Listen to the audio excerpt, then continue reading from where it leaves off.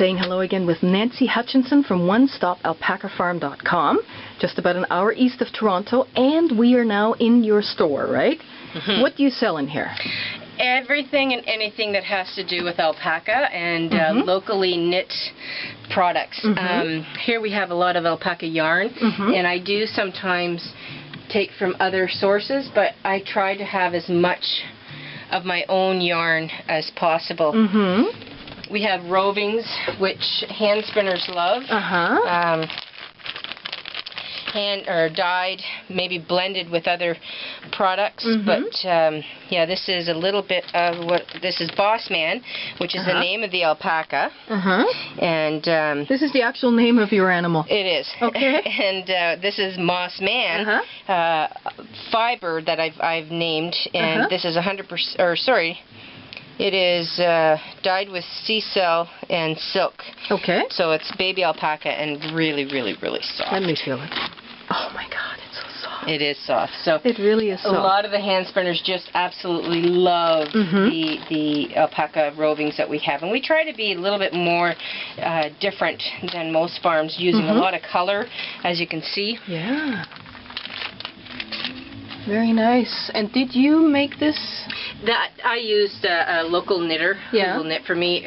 By the time I look after animal spin and weave, I don't have time to do everything. I can imagine, yeah. So I do belong to a guild, and some of my guild members will come up with really nice patterns for me to use specifically for my yarn.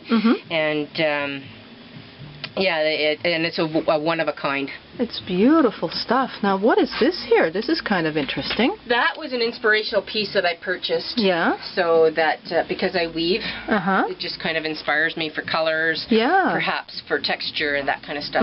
But here again is some of our hand-dyed alpaca. Yeah. And those are our sock yarn, blended with a little bit of mohair and, or not mohair, sorry, wool and nylon. Okay. Yep. Awesome. So here we have some local artist who loves to just use different kind of yarns and maybe not have alpaca in it, but she does some funky creations. Very creative, and, yeah, very different. Well, and recycling things of using old T-shirts. Yeah. So. And what would that would be like a little towel. Yeah, very cute. And just wrapping around. Exactly.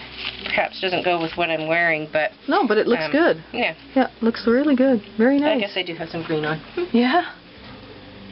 Very cool. Now, this is one of your dogs? That's Vito there, yeah. That's one of our guardian livestock dogs. And so photogenic. A lot of photographers come here specifically to capture photos of the animals. I can imagine. Because we have such a variety. Yeah. They also love the fact that there's babies around. So, yeah. Oh, yeah. Great spot for photography, that's for sure. If you want to come in here, just show you off a little bit of our socks. These are our alpaca socks that are from our own animals, made in Canada. But those are not hand knitted; they're machine knit. Machine knit. Okay. And some people, it's okay that it's machine knit because of the actual outcome of the sock. Now this is a 7-year-old sock. Wow. That I've stole from my husband. So reinforced toe and heel, and you can see that they stand up and they last.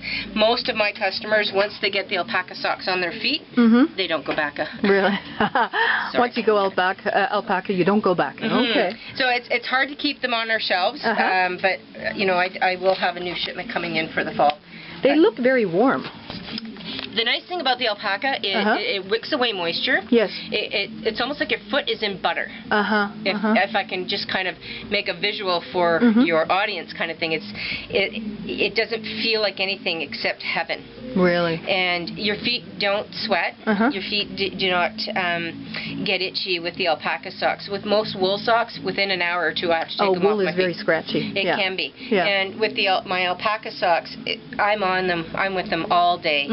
And I'm even in them with my croc boots in the wintertime when it's minus 40 below and I can stand outside for about 5-6 hours with the alpaca socks and just a croc boot. That's not bad. No. Not bad at all. We do also have some other products made from alpaca that we supplement from other places. I can't have everything made in Canada because it's just not viable for my customers and cost effective. So I do supplement from South America. Oh yeah. And well, but that's where they're originally from, right? Correct. And they have an ample amount of animals there, so that the farmers and their way of life is much less expensive than ours. Of course. So this is a way we try to do as much fair trade as we can, so that we're actually getting from the farms and farmers. So you're helping the people directly. Trying to. Yeah. Very interesting products. Nice hats.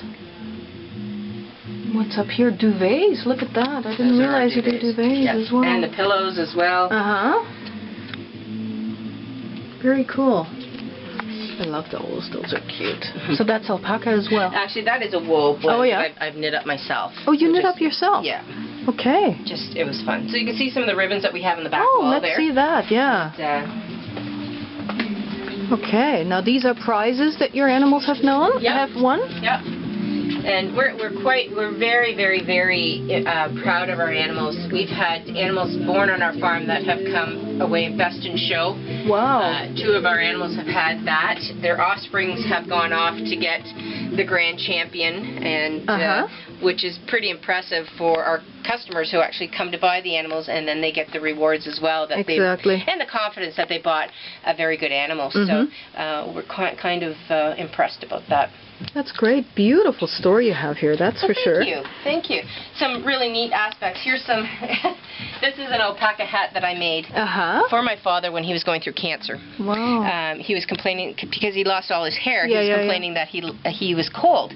So I found a mesh hat, and I just hooked alpaca fiber into this hat and made him a hat. He doesn't wear it anymore. But anyway, it was kind of my first attempt at making some kind of alpaca. That's great. And it's, talking about health, you were going to tell me about the therapeutic applications of alpaca. How does that work?